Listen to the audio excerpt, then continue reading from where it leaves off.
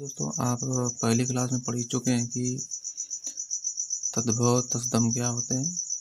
उसके विषय में आगे चर्चा करने वाले हैं कि सेकंड क्लास में कि इसके आगे की क्लास शुरू करते हैं। तद्भव तत्सम तक हम यहाँ बता चुके हैं जैसे कि जो तत्सम होता है, तत्सम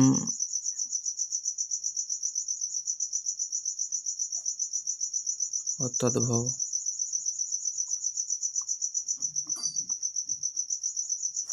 दो प्रकार के होते हैं, जैसे अग्नि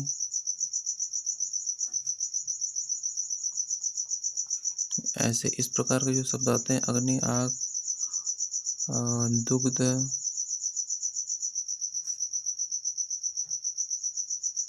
ये सब बहुत तत्सम का परिचय देते हैं।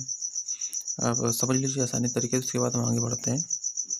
तो हम यहाँ से आगे बढ़ रहे हैं कि जो एक इसके बाद आता है, हम जो पढ़ रहे थे उसमें उत्पत्ति के आधार पर जो पढ़ रहे थे, उत्पत्ति के आधार पर तत्सम, उत्पत्ति के आधार पर तत्सम, तद्भव, देशज, विदेशज और संकर, ये 5 प्रकार के थे। 5 प्रकार में हम 2 प्रकार पढ़ चुके हैं। तो आज अगला पढ़ते हैं तीसरे नंबर पे देशज।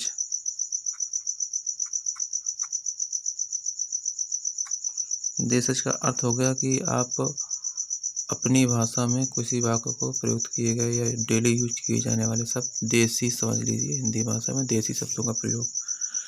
तो देसी शब्द क्या होता है, हमने कल ही बताया था आपको, दोनों प्रकार से हम आपको समझाएंगे, किताबी अनुभव का और दूसरा साधारण अनुभव का, जिससे आपको समझ में आने वाला है।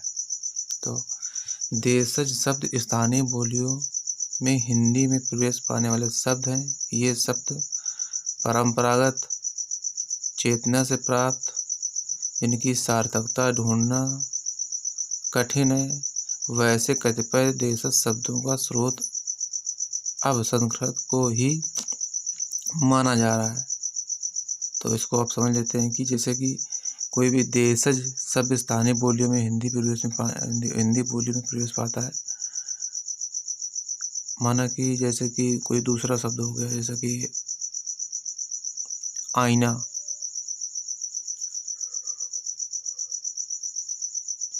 आईना शब्दों को अगर हिंदी भाषा में बोलते हैं तो उसको हम शीशा कह देते हैं, दर्पण कह देते हैं, ये हिंदी भाषा है।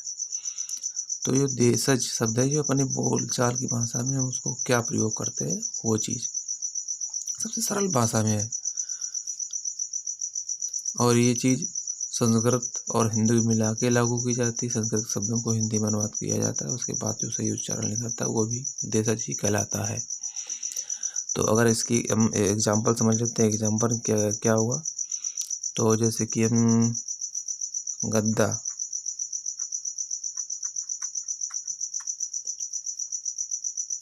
यह एक संस्कृत शब्द से गर्व है। और इसको संस्कृत शब्द में क्या आ जाता है, गर्थ। देशज शब्दों का उदाहरण जैसे कि हम समझ लेते हैं कि जैसे पेड़,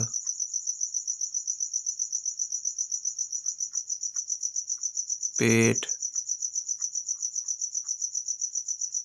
गौड़, लोटा, डिबिया, ये ऐसे शब्द हैं जो देशज कहलाते हैं। हमारी जो बोलचाल की भाषा में पेड़, लोटा, लुटिया, बोतल, गिलास, पानी, ये सब देशज शब्द कहलाते हैं। हम चौथे नंबर पे चलते हैं, विदेशज।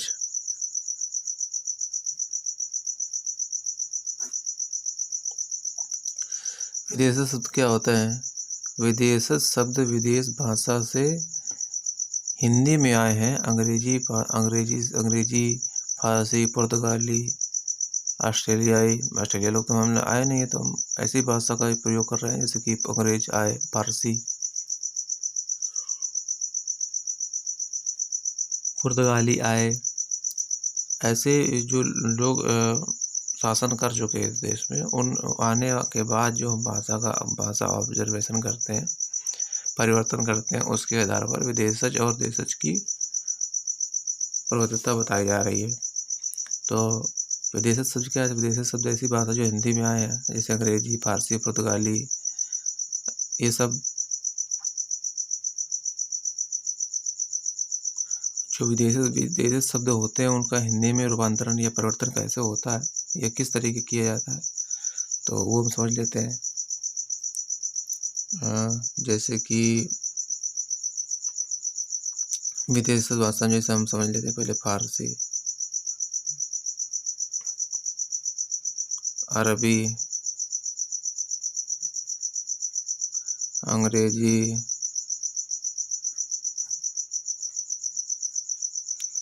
हम तीन ही भाषाओं का मतलब समझ लेते हैं कि किस तरीके से इसका सही अनुवाद किया जाएगा।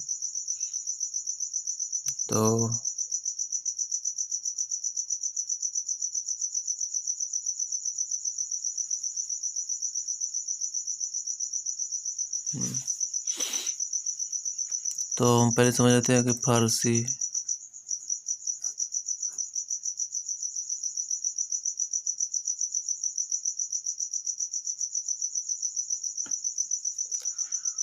आवाज, आईना, कबूतर, चेहरा, जोश, सरकार, मुर्दा, मुफ्त, सौदागर,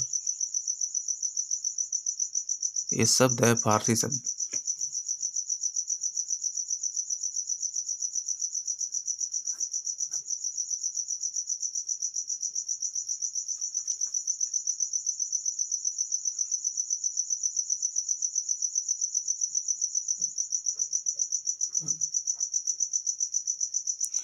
सौदागर, आवाज,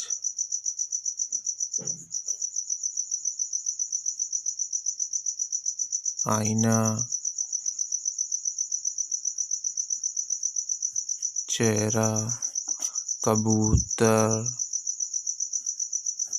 ये शब्द है, इसको हम फारसी बोलते हैं। अगर अरबी भाषा में देख लें तो अरबी देख लीजिए। अरबी क्या होती है? आदमी, इनाम, किताब, कर्ज, मजबूर, कीमत, फैसला।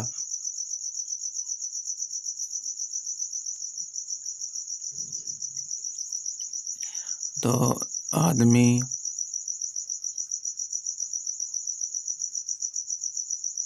किताब, कर्ज, कबूतर, कीमत, फैसला,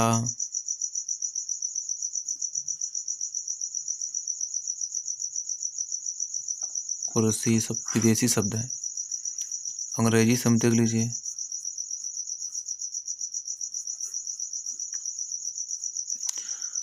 जैसे कि हम स्कूल को बोल देते हैं कॉलेज,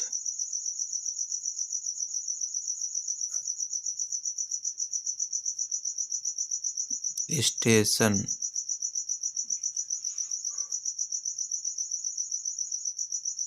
साइकिल,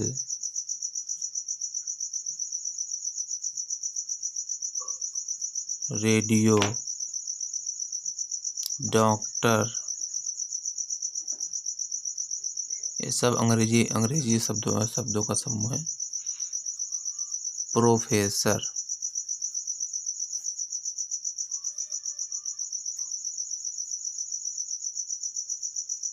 पोस्ट कार्ड, जैसे मशीन, ये सब अंग्रेजी शब्दों का अनुवाद करते हैं अंग्रेजी भाषा का। तो ये जो देशज विदेशज थे ये तो सारे हो गए। अब और लास्ट में पांचवा बचा जाके शंकर। तो हम शंकर को समझ लेते हैं। शंकर क्या है? हम कई चीज़ें इसमें पढ़ चुके हैं। अब शंकर आता है, शंकर का नंबर आ गया।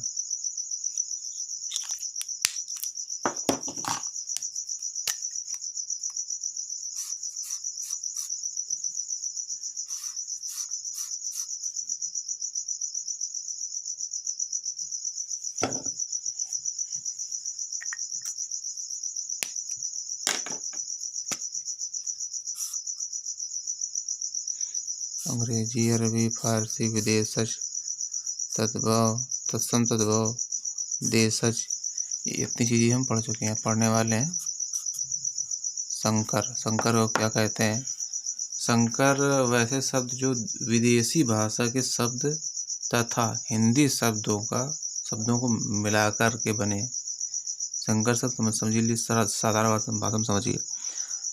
देशज, विदेशज शब्दों को जो मिला के शब्द बनते हैं जाके, वो संकर शब्द कहलाते हैं। जैसे कि ऐसे शब्द जिन्हें हिंदी बोलचाल तथा साहित्य प्रक्रिया में धड़ल्ले से प्रयुक्त होते हैं, वैसे उन्हें हम संकर शब्द कहलाते हैं। हम संकर शब्दों को, देसी विदेशी शब्दों को जो मिला के शब्द बनते हैं, जो डेली भाषा में हम लोग प्रयोग करते हैं और खूब बोलचाल की भाषा में, हिंदी भाषा में खूब उनका प्रचलन है, को लोग यूज करते हैं, प्रयोग करते हैं, उस शब्दों को हम संकर शब्द कहते हैं। तो ये परिभाषा आपको समझ में आ गई। परिभाषा आप अपने हिसाब से समझ लीजिए और उसको किस तरीके से लिखना है वो आपके ऊपर डिपेंड करता है। तो अब हम इसके एग्जाम्पल देख लेते हैं। एग्जाम्पल क्या क्या है? तो जैसे कि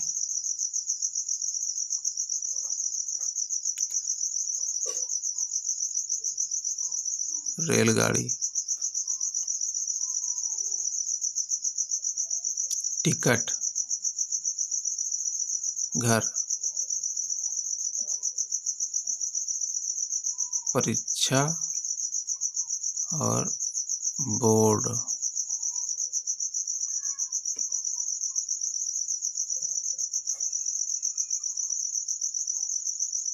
काला बाजार, ऑपरेशन थिएटर या ऑपरेशन कच्छ,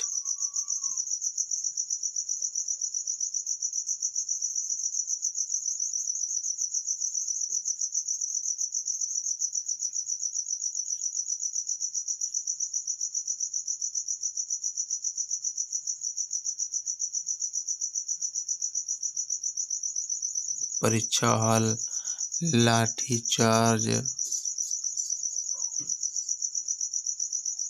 ये ऐसे शब्द हैं जो हम देशज प्लस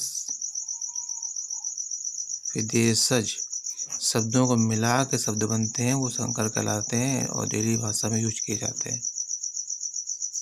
सबको सिंपल सी भाषा में समझ में आएगा कि देशज, विदेशज और संकर। अगर आपने मेरे चैनल को अभी तक सब्सक्राइब नहीं किया तो कृपया कर लीजिए। आपको ऐसी बहुत सारी वीडियो अच्छी आपको एजुकेशन के पर्पज से मिलती रहेंगी। अब आते हैं चौथे नंबर पर, रूपांतरण के आधार पर। हम इससे पहले 3 पढ़ चुके हैं, जो शब्द कितने प्रकार के होते हैं, तो शब्द के आधार पर, अर्थ के आधार पर और रूपांतरण के आधार पर अभी पढ़ने वाले हैं। 3 प्रकार के हो गए। चौथा होता है कौन सा, अभी हमने आपको बताया, उत्पत्ति के आधार पर, रचना के आधार पर, अर्थ के आधार पर, उत्पत्ति के आधार पर और रूपांतरण के आधार पर। तो हम रूपांतरण के आधार पर पढ़ने वाले हैं। जब रूपांतरण के आधार पर जो बांटा गया है, इसको भी 2 भागों में बांटा गया है। नंबर 1 पे विकारी और नंबर 2 में आता है अविकारी।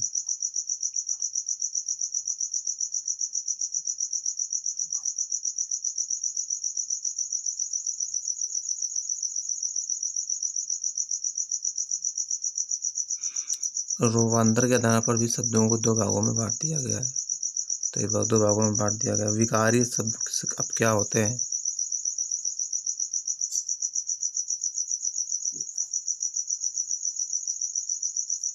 इसकी परिभाषा समझ लेते हैं।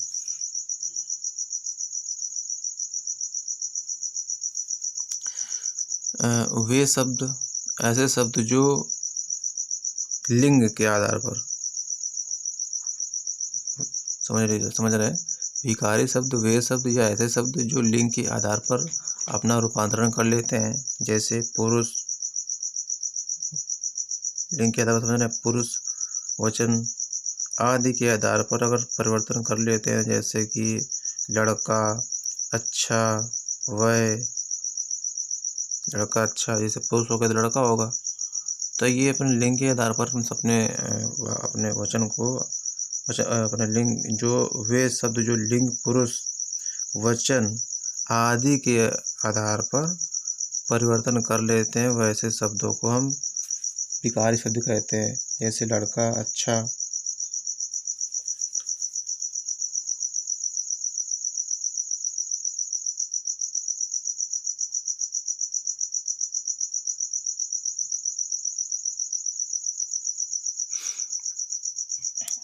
सेकंड नंबर समझ लेते हैं, अविकारी।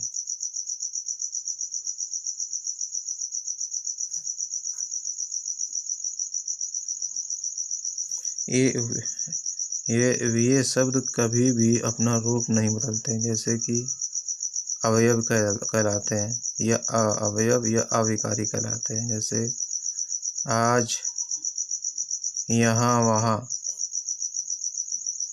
ये अपना रूप कभी नहीं बदलते हैं। जिस नाम से जाने जाते हैं वही नाम कहलाते हैं।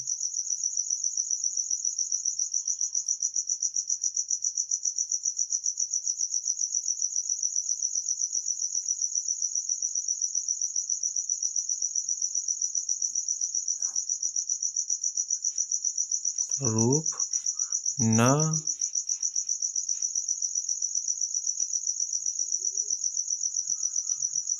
बदलने वाले शब्द ये कहलाते हैं, अविकारी कहलाते हैं।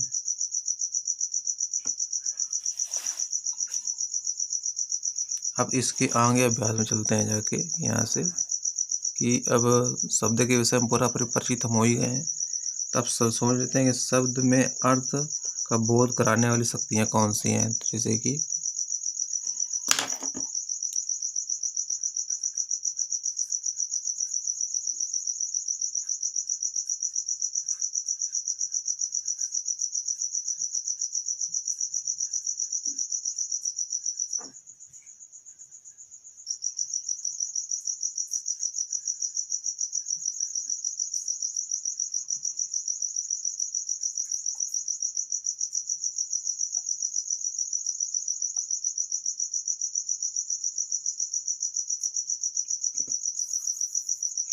आज हम इसी चैप्टर में बात करने वाले हैं इसके आगे।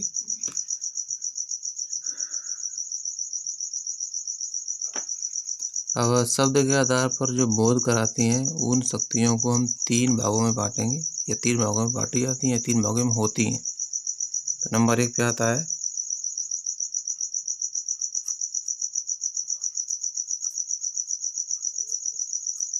अभिधा। सेकंड नंबर पे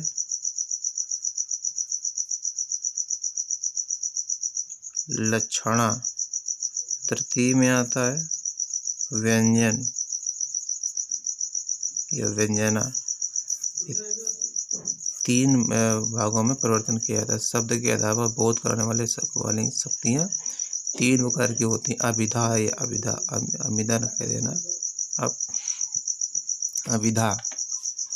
तो अभिधा क्या होता है, जैसे कि हम एक समझ लेते हैं। अभिधा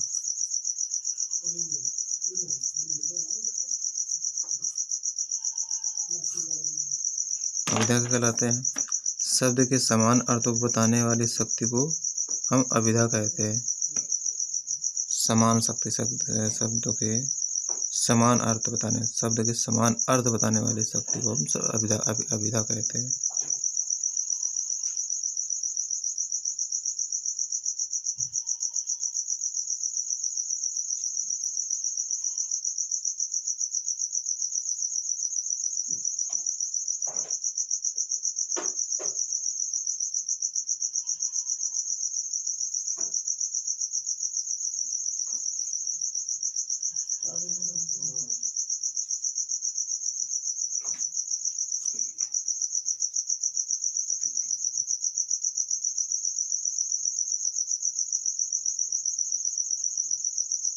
ये चीज़ है, शब्द के समान अर्थों को बताने वाली शक्तियों को अभिधा कहते हैं। जैसे भी समझ लेते हैं एग्जाम्पल में। कपि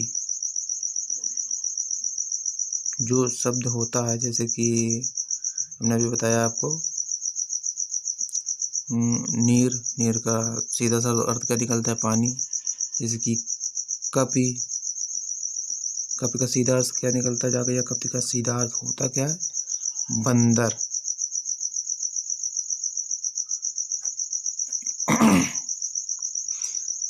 इस समूह को ऐसे शब्द जो समान अर्थ को बताने की शक्ति को अभिधा कहते हैं। जो शब्द है उसका सीधा सा अर्थ बताने का मतलब अभिधा। सेकंड नंबर पे आते हैं लक्षणा।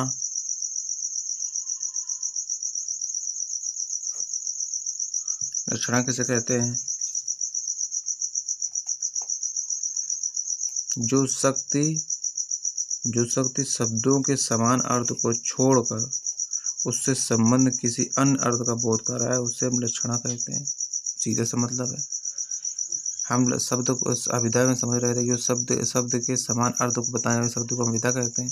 शब्द के समान अर्थ ना बताने वाले को हम लक्षणा कहते हैं। सिंपल सा उदाहरण, शब्द के समान अर्थ को बताने वाले शब्द को अभिधा, शब्द के समान अर्थ को ना बताने वाले शब्द को लक्षणा कहते हैं।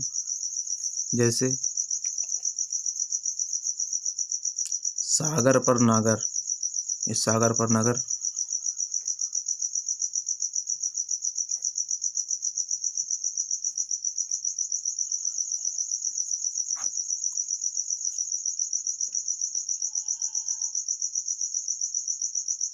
सागर पर नागर, ये इसका एग्जाम्पल हो गया, उदाहरण।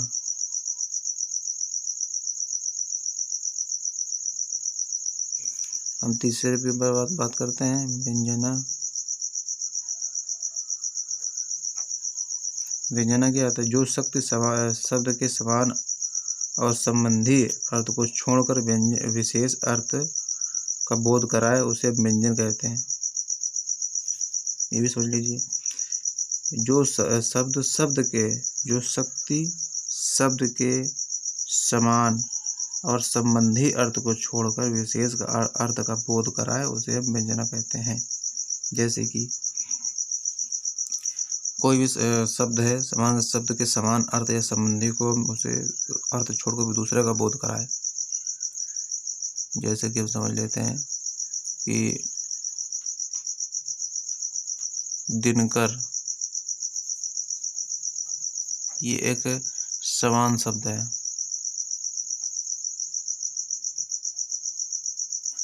अब ये अपना अर्थ छोड़कर दूसरे अर्थ का बोध कराए, तो दिनकर का जैसे हम लिख देते हैं सूर्य।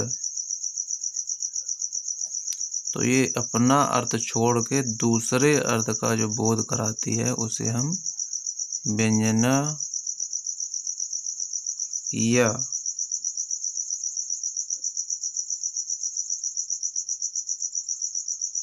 या व्यंग्यार्थ शब्द कहते हैं। ये यहाँ तक का वीडियो आपका हो गया आज। तो अब आगे मिलते हैं अगले वाले क्लास में। तो अगर आपने मेरे चैनल को अभी तक सब्सक्राइब नहीं किया है तो कृपया कर लीजिए।